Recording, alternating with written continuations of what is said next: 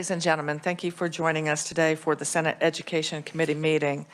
We will start off with some quick business. Okay, we'll start off with Senator Petty. Like a bill introduction? That's where I was going. Okay. So I will ask, do we have any bill introductions? Yes, there we go. RS 3050. And could you tell us what that is? Yes, it's a Kansas Teacher Service Scholarship. Okay. Are there any questions, committee? Seeing none, all those in favor say aye. Aye. Opposed? That passes. Did you want that no recorded? There we go. I know. It's mom's ears. I heard it. Okay. We do have Matt Casey here with the Kansas Board of Regents. So Matt, what number do you have? I've got RS 2937, which adds the term high school equivalency to the GED Accelerator program. There we go. Any questions? It's actually just kind of a cleanup for us to get Correct. it up to the 21st century. So all those in favor say aye. Opposed? That carries unanimously. There we go. I call on my vice chair, Senator Erickson. Thank you, Madam Chair. I do have three. Okay. The first one is RS 2534, which is School District Open Enrollment. Okay. Any questions for our vice chair? Seeing none, all those in favor say aye. All those opposed? That passes. Your second request? Thank you, Madam Chair. The second one is RS 3075, the Fairness in Women's Sports Act. Okay. Any questions for the senator? All those in favor say aye. Opposed? That carries unanimously. And your third bill? Thank you, Madam Chair, is RS 3086, and this is a Parental Bill of Rights. Okay. Any questions on that? Seeing none, all those in favor say aye. Aye. Opposed? That passes unanimously. The chair does have a bill introduction as well. It is RS 3026, and that is the virtual school funding bill. Are there any questions on that? Seeing none, all those in favor say aye. No? That passes unanimously. Thank you very much, committee, for those bill introductions. We are now going to move to our next order of business. And committee members, you should have received, our office received this morning a letter from Larry Alley, our Senate Majority Leader. And the subject was the Board of Regents appointees, the Senate Confirmation Oversight Committee. The Oversight Committee met on June 28th as well as June 30th in a remote meeting, and that was a continuation, the 30th, from what occurred on the 28th. And a motion was made by Senator Masterson and seconded by Senator Sykes to authorize the three candidates to exercise the powers, duties, and functions as a member of the Board of Regents until the full Senate could consider their nomination, and to recommend that the full Senate confirm these appointments. The nominations and recommendations were based on information received from the appointees on the Senate Confirmation Information Summary. Since the committee met on June 30th, additional information has been obtained, and the three nominees were sent back to the Senate Education Committee for review and recommendation. So that is where we are today and why we are having this hearing today. So a bit of ground rules, committee. I had indicated to those that were confirmed that we would start by giving them 5 minutes to give us a brief introduction and a little bit of history and background of their experiences. And following that, we will work around the table, and each senator will have the opportunity to ask questions. We are supposed to be on the Senate floor, so we're going to try and keep that within 5 minutes for each committee member. We're just going to try and make it fair. For Mr. Ice, who is here today, used to coach debate, and I used to coach students on how to use up that cross-ex time by just talking. So we're going to avoid that, and we're going to add that to the next two that are here tomorrow as well as Wednesday. But You will be posed a question, answer it as best you feel, and then if they have a follow-up question, and then we'll just continue to move around. I am going to ask our committee assistant to be a timekeeper, and so we'll try and limit it to 5 minutes each. When we have just 1 minute left, she'll signal me, and I will say 1 minute, and we'll continue. So don't feel like you have to ask 5 minutes worth of questions if you don't have them. So at this point in time, it is a privilege to welcome Carl Ice, who is the nominee for the Kansas Board of Regents. Welcome to our committee. If it's all right, I'll take off my mask so you can hear me and perhaps see me smile. Yeah. So good afternoon. Thank you, Madam Chair, Vice Chair, Ranking Member, and members of the committee. My name is Carl Ice, and I'm honored to appear before you today in support of my appointment to the Kansas Board of Regents. I'm a native Kansan, born and raised in Topeka. I started my 42-year career with what is now BNSF Railway here as well. My job at the railroad took me and my family out of state to Chicago and then Fort Worth, where I recently retired. However, my family and I have always considered Kansas home. After my retirement last year, my wife Mary and I were able to become full-time Kansas residents again. And I would like to recognize that my wife Mary, who's from Baxter Springs, is here today, as well as my daughter, Karen. And I'm sure, virtually, my son Marshall and daughter-in-law Megan are joining us as well. Karen, Marshall, and Megan are all residents of Kansas as well. My experience in higher education began at Coffeyville Community College, where I learned the value of a two-year institution in opening the doors of education to Kansans. After graduating with an Associate of Arts degree, Mary and I were able to attend Kansas State University, where we became the first people in our families to graduate from a four-year university. We were able to do so through holding various jobs and through the support of others who were engaged philanthropically with Kansas State and the state of Kansas itself as a Kansas State scholar. The assistance made a difference to us, and that was a lesson that Mary and I have never forgotten. We were helped by others, and we think it is a responsibility of people who are blessed with the ability to help to do so. We've remained engaged philanthropically with K-State and Coffeyville College ever since. Beyond philanthropy, my involvement includes my prior role as the chair of the Kansas State Foundation, as a former member of the board of the Kansas State Alumni Association, and in prior years, I was chair of the College of Engineering Advisory Board. My career with BNSF Railway has also connected me to Kansas higher education through BNSF's formal partnership with Johnson County Community College. In 1988, we created the National Railway Academy of Railroad Sciences, or NARS, as you'll hear me call it most likely.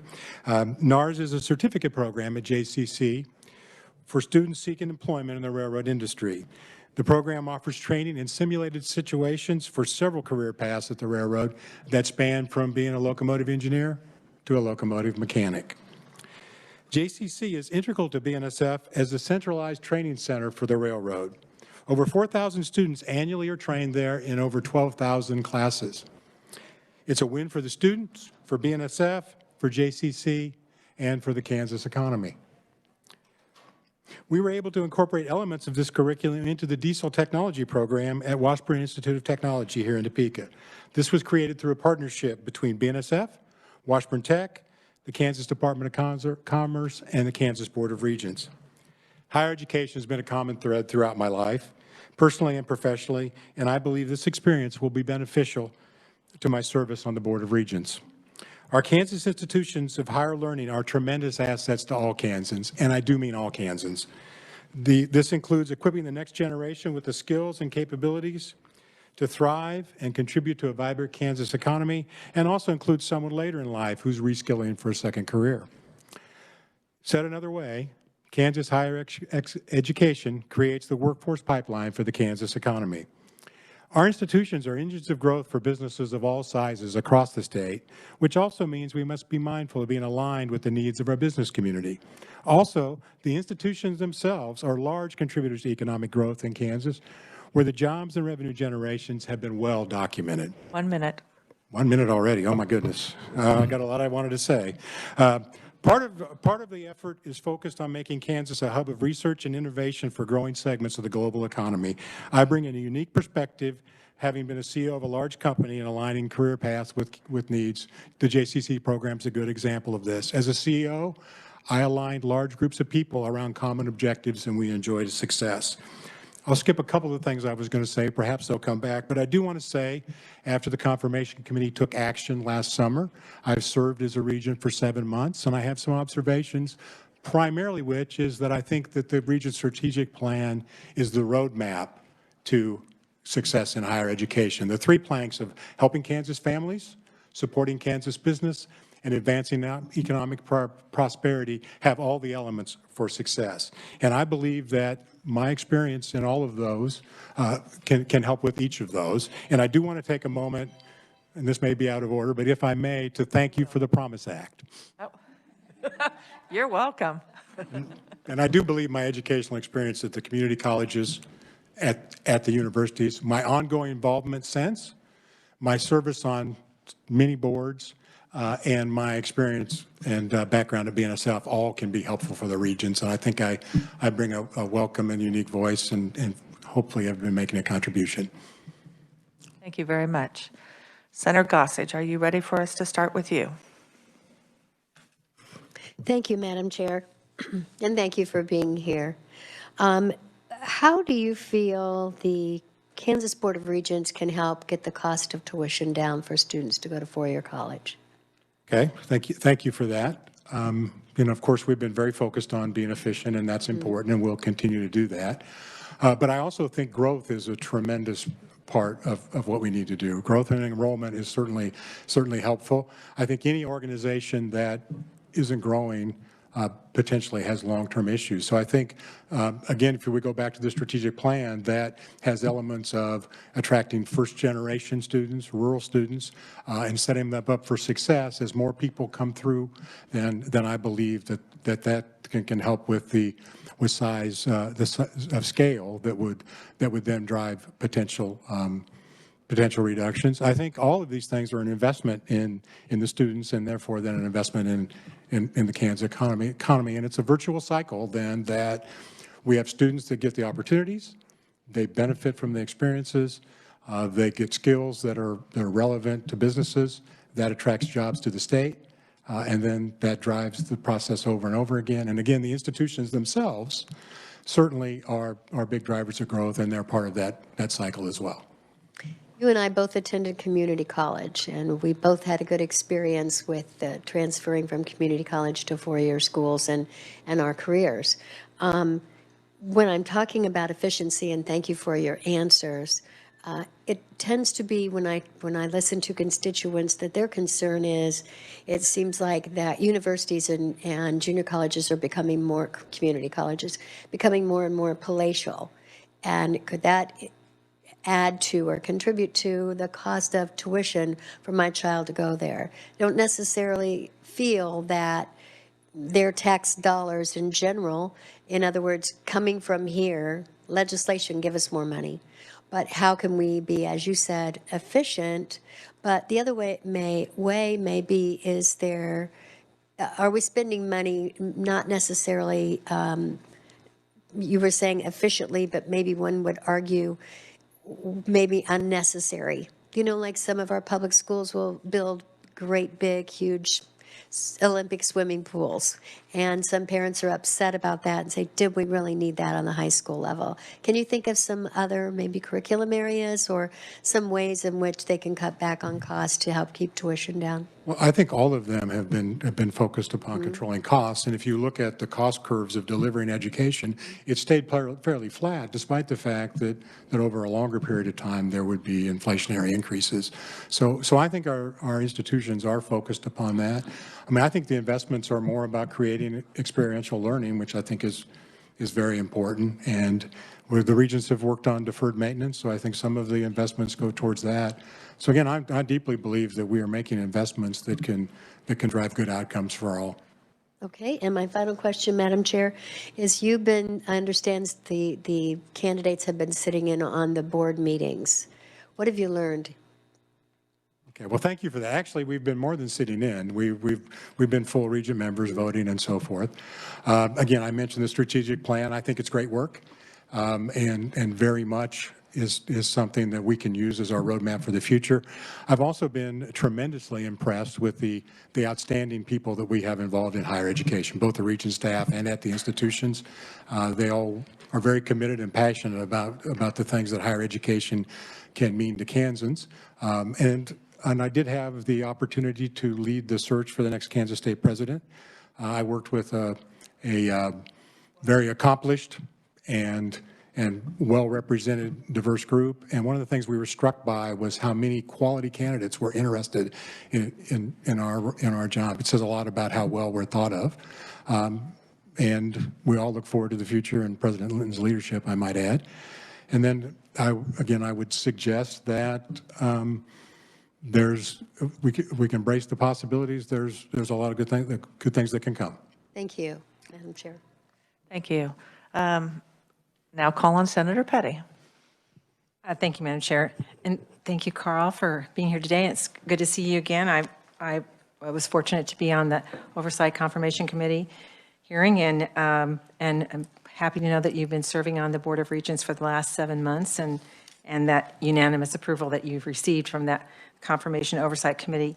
I wanted to bring out the fact that today I received a letter from Alan Cobb from the Kansas Chamber endorsing your appointment to the Board of Regents. And so could you just expound on your relationship from an economic perspective? Sure. Well, and I too recall meeting you last summer, and I'm glad you remembered to call me Carl. So that's very good. So thank you, Senator. Well, I'm very happy that Mr. Cobb gave a letter of support. That's wonderful. I mean, again, I think as a CEO, I'm well qualified to be helpful with how we can align our higher education with economic growth.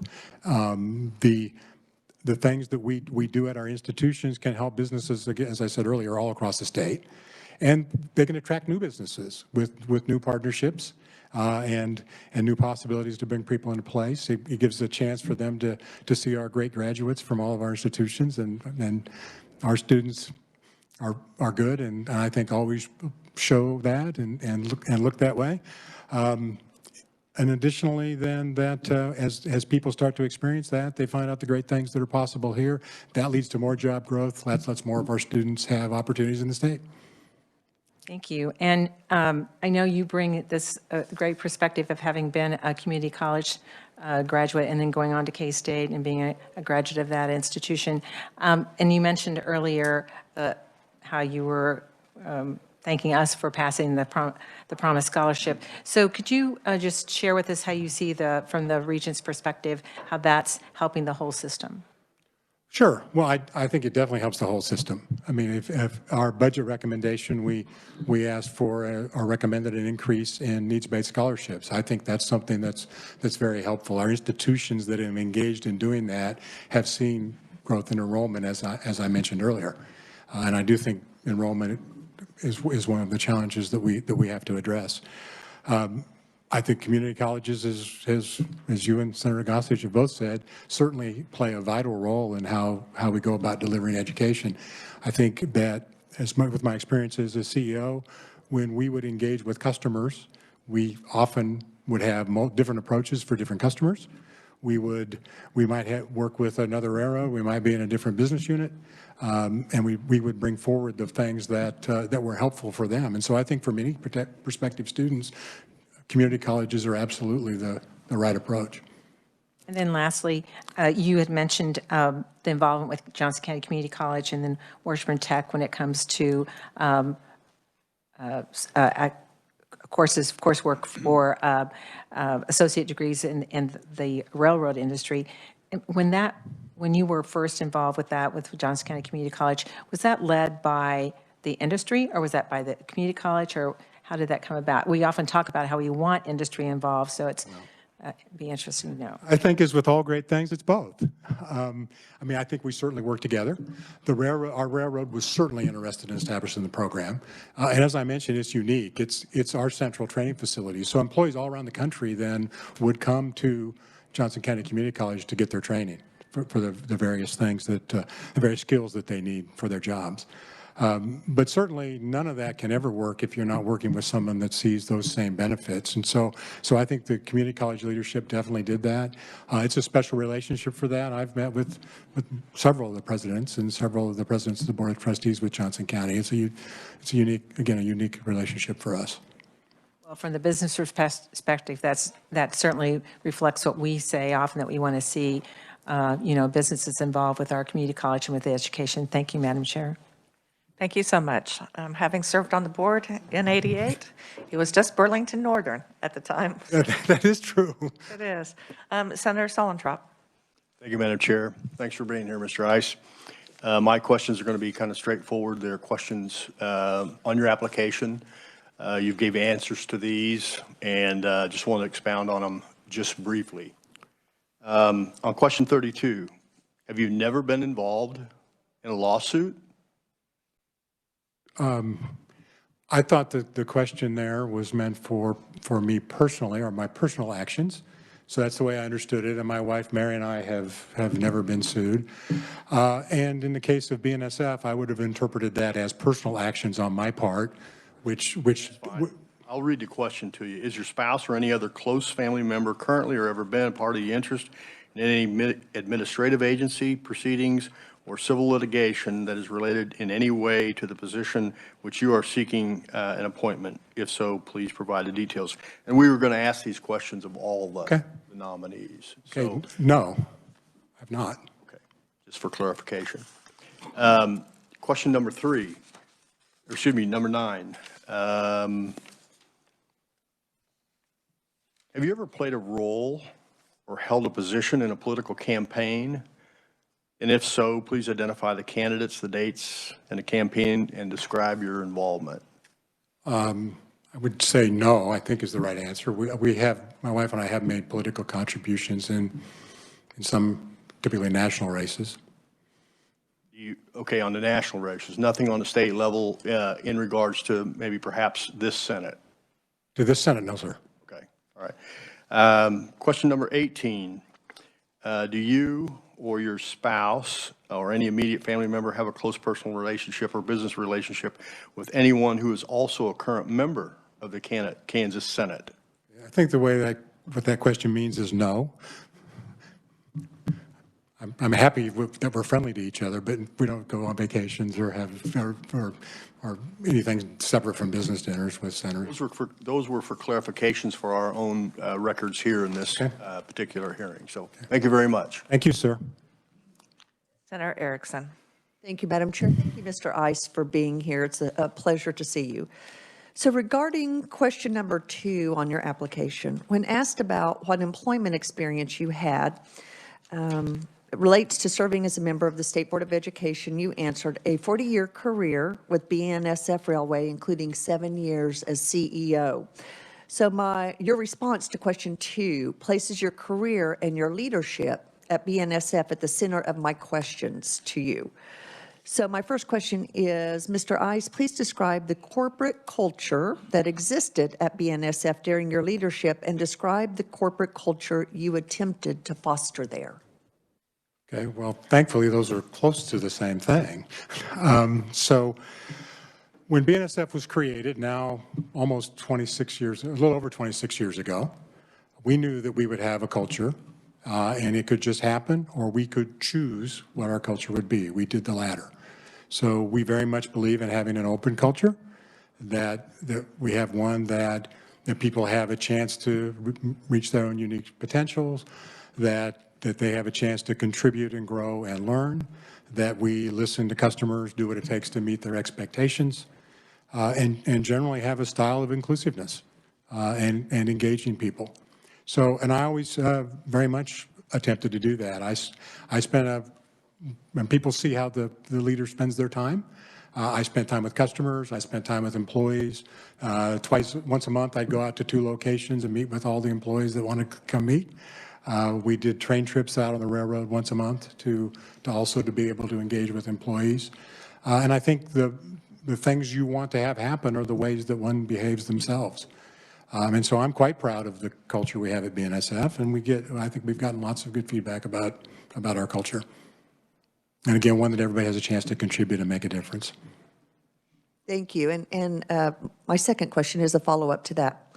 How will your experiences to create an improved corporate culture at BNSF impact your decisions to improve our institutions of higher learning should you become a member of the Kansas Board of Regents? Okay, thank you. So first of all, I mean, as I mentioned in my remarks, I think one of the roles as a CEO is to communicate and align people around around a set of objectives, and I think that's some of the very things that we also would want to do here. I think ownership is very important, so respecting what the people at the institutions do is important. Listening to them and help us then all have ownership around a set of objectives that would align with our strategic plan would be quite important. Thank you. Thank you, Madam Chair. Thank you. I'll now call on Senator Straub. Thank you, Madam Chair.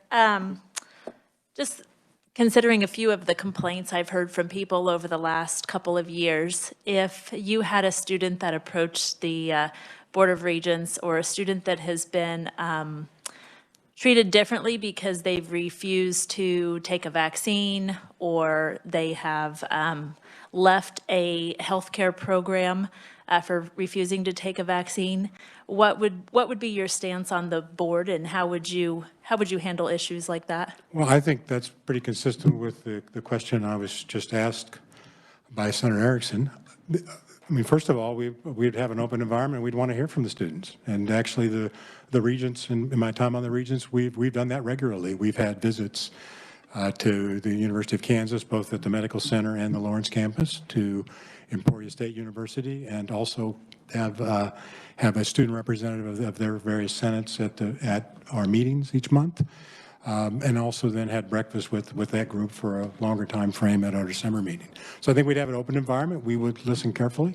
I think facts and circumstances always matter, so I would think we'd want to understand what those were. But then back to the point about culture and alignment, then I think we would very much want then to engage with the institutions. There's often 2 sides to every story. And I think we would want those kind of things to go back to the institutions for them to engage in as well, always being careful of our responsibilities and listening to what people had to say. Thank you, Madam Chair. And just a small follow-up to that, I've had a number of cases of students reporting that extra credit has been offered for providing proof of vaccination.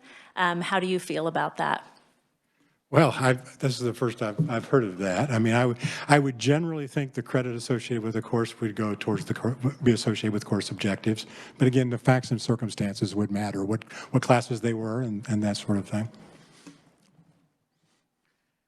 Okay, Senator O'Shea. Thank you, Madam Chair. Thanks for being here. I had mentioned to you some of my work with Gallup, and I remember being a college student and being struck by the statistic that when you ask students why do they go to college, 83% say to get a job. And so then I think about, okay, in higher ed and the role and the people that work there, their role is to help students get a job. And so I also then was struck when I joined what I like to call the real world, right? Your first job, whether it's private sector or government or nonprofit, that there tended to be silos of education and business. And it seemed to me like they weren't as connected as maybe they should be, that there's a gap. And so when I look in the world of education, people are promoted and paid by having more education, right? More certificates, more degrees. And in the private sector, people are promoted and paid for the value that they're providing to a client. And so I would like to continue to see, how are we helping educators get some of that experience in jobs and some things that are outside education? How are we encouraging that so that they can be really prepared for what the students are facing when they move into those jobs? Does my question make sense? It's a lot of thoughts, but. Well, I think it does. And I do think that a big part of education is having the experiences that are associated with the things that would come about in your jobs. And so that's where I think things like leadership then are important. And our various institutions have leadership programs that I think are certainly helpful. You know, at least, you know, I know you're aware of Kansas State using the Clifton Strength Finders for helping people know themselves. I think that's a big part about how people function, is knowing themselves, knowing what puts them in the zone and how they perform. We've used that at BNSF. You know, additionally, I would I have to ponder exactly how I want to say this a bit. But I think everything else I would say was probably repetitive of that. So again, I think put people in circumstances that they get a chance to grow and develop. Oh, I know what I was going to add, and that is that you mentioned the faculty and the leadership. I know that the regents have asked for updates from the various CEOs on how they're approaching development, and how they're approaching feedback to faculty, and then the implications of talking about people who have strong performance and what that means. Great, thank you. I remember I had so it's interesting you bring up the leadership program. To me, those courses were my favorite and by far prepared me the most, I think, for life outside of school. I remember I had a professor at the time who was getting a PhD. Essentially, the only reason, that was the only way he could get a pay increase. And he looked at his peers and that was the only way. And so I often think about that, and I think he or she was such a good professor, and how can we reward them for the work they're doing with students, and not that they have to get another piece of paper. So just a thought there. I think that is the very issue that the regents have discussed with the CEOs about feedback and evaluations. Good, thank you. The other one, real quick, Washburn University is in my district, and Washburn Tech's here in Topeka, and I've seen how they've partnered just to simply, with the university and the technical school, and it's just elevated the level of pride that students have when they go there, Washburn Tech. And it's really neat, and it makes me wonder, oh, why couldn't Manhattan Tech, you know, become K-State Tech? Or what could we do to partner more so that there is more collaboration, maybe instead of competition between technical schools and the universities? Well, I do think Washburn Tech's a good example, and I actually attended Washburn one year as well, but in the interest of trying to make my 5 minutes that I failed on, I left that out. I mean, I think there's great possibility for Manhattan Tech doing that. I think if we spoke to their leadership and the leadership of the university, they're exploring that. I mean, I think if we look at the economic prosperity plan, which I won't talk about a lot to this question, that certainly requires a set of people to be able to be ready for jobs. And you know, they talk there about its higher education, as in hiring. So that's, I think, all underway. Very much. Senator Dietrich. Thank you, Madam Chair. Thank you so much for being here today. You have a wonderful resume. Many of us are K-State graduates, so thank you for that as well. So you've been now serving for like 7 months on the Board of Regents. So what do you think the greatest challenge is for our higher education systems in Kansas now that you're seeing it from maybe a different perspective? Sure. Well, and I may have mentioned this a little before, so thank you for a chance to make that a more comprehensive answer. I mean, so first of all, I do think enrollment management is an issue. Our institutions are facing falling enrollment.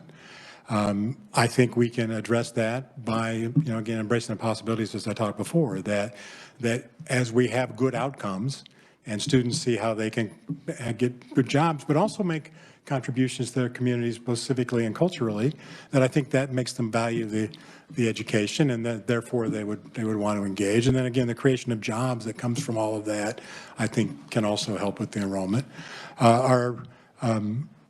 Despite the investment we've made, our institutions have deferred maintenance. The regents, before I was on the Board of Regents, but they definitely attacked that.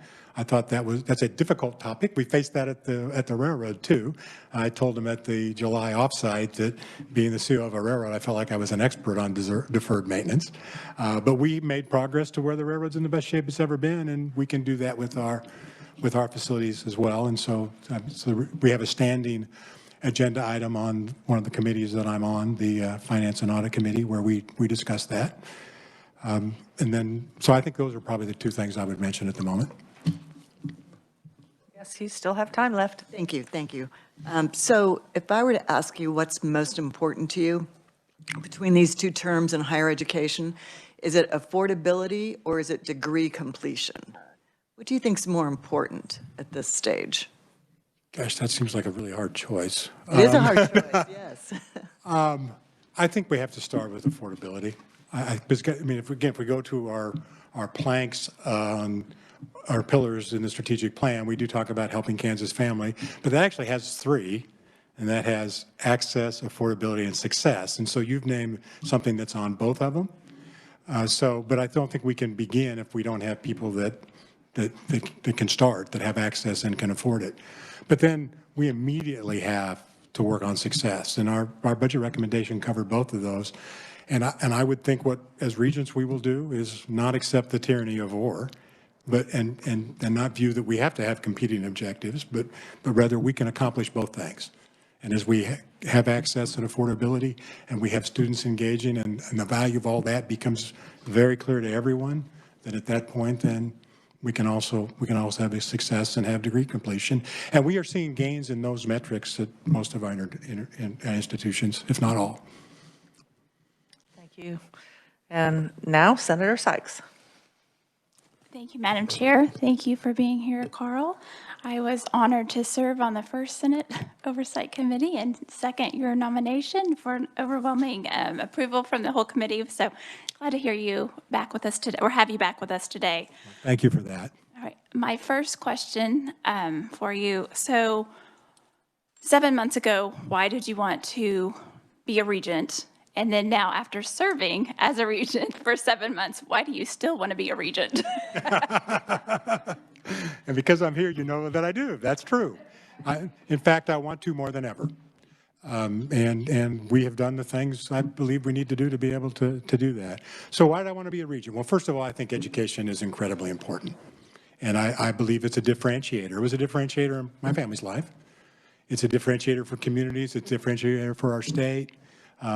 It certainly helps with business success, all those things. And that's why BNSF always worked to have key relationships with universities. And I'm happy to say some of those are universities in Kansas. So I think that's all very true. I also believe in life that you should do things with purpose. I believe that people want to do things that are relevant and important. And I believe that when people are blessed with the ability to do something, they have the responsibility to do that.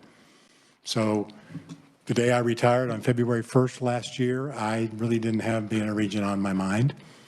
I'm not sure where I thought everything would take me in retirement, but then when that presented itself, I thought this is a great opportunity to be helpful, and I think my background can make a difference. And so far, I think that's happening. I get good feedback, at least, that I've done some helpful things, and that my perspective is different and is helpful. So, and none of that's any different after having served for 7 months. I still feel all those things even more so. But what I'm tremendously impressed by is how my colleagues we all work together to try to drive the right outcomes, and we bring our own differing perspectives, but still driving towards strong outcomes for our students, our state, our institutions. I'm quite impressed by the quality of our institutions. I tried to mention that in my remarks. I may not have gotten to it. I've met some outstanding people that do great things. And again, when we did the search for the Kansas State president, Regent Hutton served on that committee with me as well. We had people from all around the country come in and talk about what a great job it was. And I think sometimes as Kansans, our humility gets us to the point where we wonder how good we really are, but we're well thought of. And we have clear strengths at our institutions to be able to help the state. And we can unlock those and drive great outcomes. And so I'm just as determined as ever that this is a great thing, and I hope you all will agree. Thank you for that. And a follow-up. So I think, Kansas, we're humble. We don't like to gloat. So on the perspective of brain drain, and we're losing our youth after graduation, where they're going outside of the state a lot of times. And I, for one, I'm a Kansan by choice, and came back here. You also chose a career path that brought you back to Kansas. So how do we recruit and keep those students here? And honestly, I don't know. I think we're always selling ourselves short, and we don't want to do that. But we're saying, even with that presidential search for K-State, I mean, everyone is doing that. How do we keep our kids here in those young 20s? Well, I think a lot of it is the economic prosperity platform. I mean, I think that when some students leave, they leave for a job, and they leave for the job that they think fulfills what they're looking for. So that means have a job, but that also means something that's meaningful, as I talked about before. And people want to do and see something important and relevant. And I believe that our institutions can help do that by the kind of companies we attract and how using our assets as research and all the things that can come from that. And that's that cycle I mentioned earlier that drives good things. But I do have to say that sometimes it's okay if someone leaves for a while and then comes back, that sometimes that actually means that they can do helpful things for our state. And again, in our case, we always viewed Kansas as home. And so even while we were gone, we were connected with the state. And we were participating philanthropically in many entities because we believe very much in Kansas values and life in Kansas. Thank you, and I appreciate how you've always been vested in our state and for the sacrifices that you and your wife have made for us. So thank you. We're blessed to be able to help. Okay, I'll finish it up with some questions. And, when I was given your packet, I began working on some due diligence and came across a corporate rating company called comparably.com. Are you familiar with that? It appears to be an anonymous surveying I am not. Okay. But I'd be happy to respond as you talk further, of course. I'll ask you a few questions about that. So my first question is, and some of these questions are really going to help us understand a little bit more about that culture, corporate culture of BNSF that you've spent so many years with, because I feel that culture and what you did within BNSF also transfers now with a role with the Board of Regents. So did BNSF do any internal employee surveys? Not very often. Okay. We would do surveys associated with what's typically called 360s, where individual leaders, as part of their leadership development, would do those, but not broadly otherwise. One of the findings in this anonymous survey is women at BNSF Railway rated compensation, outlook, and perks and benefits as the highest categories they have scored, which is in the top 35% of companies that have more than 10,000 employees. When asked, do you believe you're paid fairly, 75% of the women employees at BNSF said yes. So give us your reaction to those findings, because I think when we think of railroad, we think of male-dominant business. Well, so first of all, I mean, I mentioned those meetings I used to have out on the railroad once a month for 2 different places. And I used to tell them that I wanted everybody at BNSF to feel like they made the most they could possibly make. So when it's not 100%, then that means there's work to do. But having said that, I mean, compensation is important, and it's encouraging that 3/4 of the women said that they viewed it was fair. I mean, that's really important, that people view that the actions leaders are taking are fair. To be in the top 35th percentile is also the case. So, we definitely believe in diversity and inclusion as one of our core values since the inception of BNSF. It's been there from the start, and it's been enduring. And to me, that means that people have a right to be treated with respect. They have a right to access to tools, resources, and development.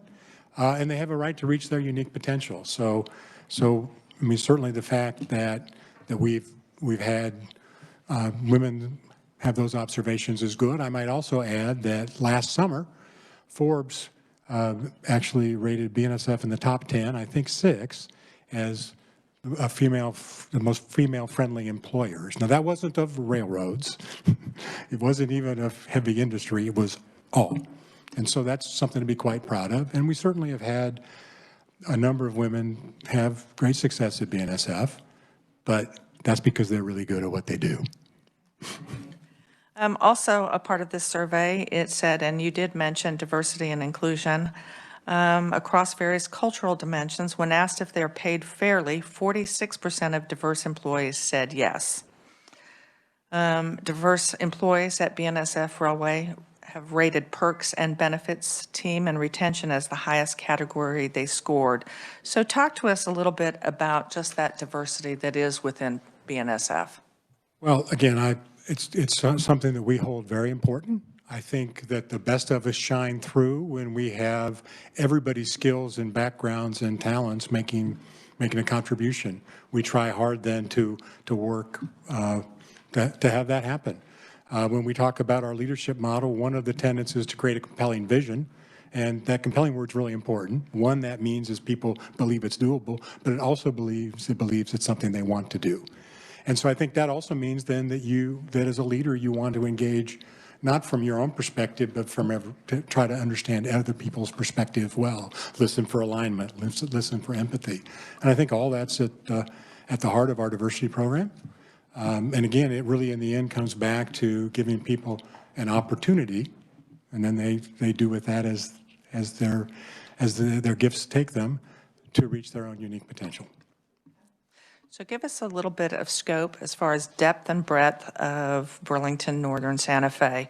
How many employees did you have when you were CEO? Thank you. A little over 35,000. I didn't start with that because you asked me for reactions to numbers, and I've always tried to listen to employees. But BNSF has about 35,000 employees. We handle 10 million units of freight in a year.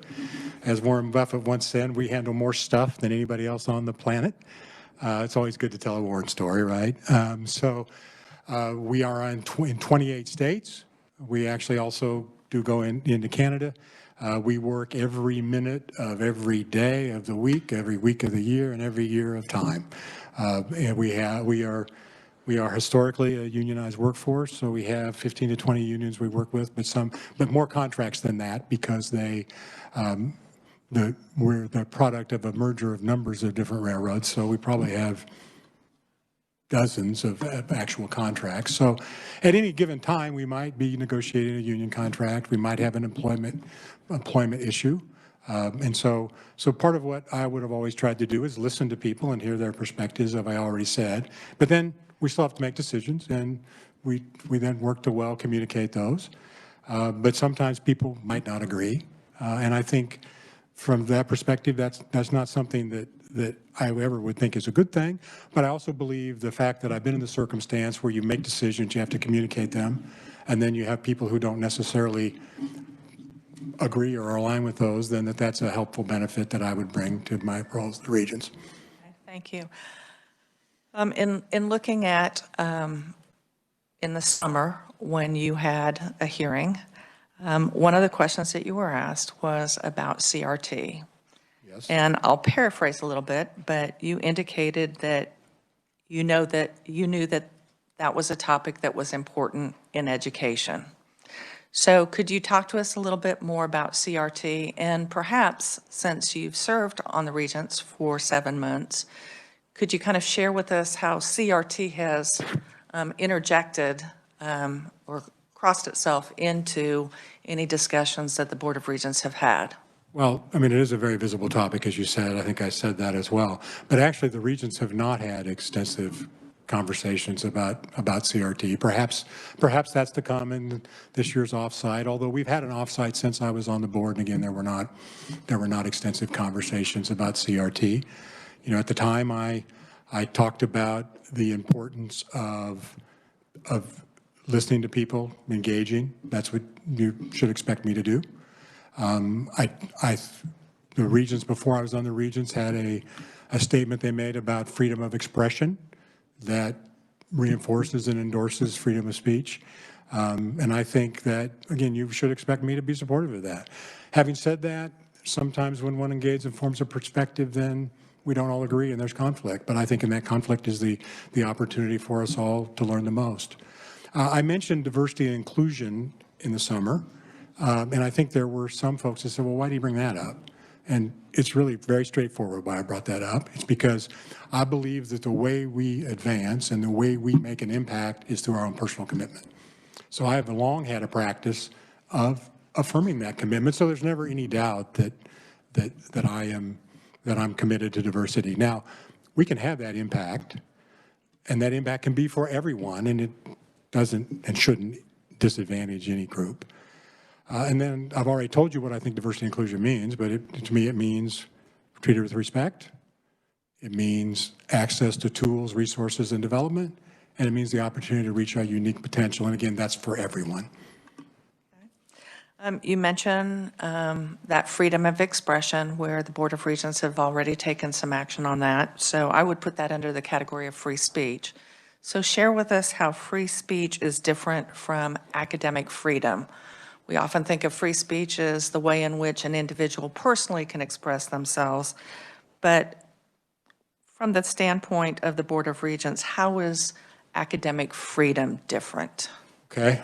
Wow, that's... In the classroom. That's a really good question. I'm glad you asked it. That's what I say when I'm thinking about an answer. So first, I mean, freedom of speech, our students definitely have the right to freedom of speech, and that's very much in many ways what the freedom of expression statement meant.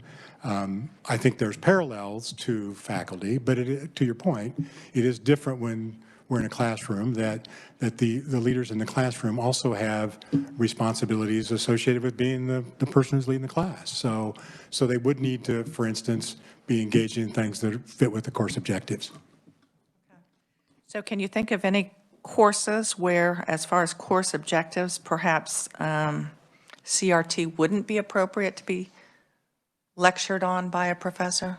Well, there's probably more that aren't than are. Calculus is probably one, for instance. I have an engineering degree, so I would say calculus.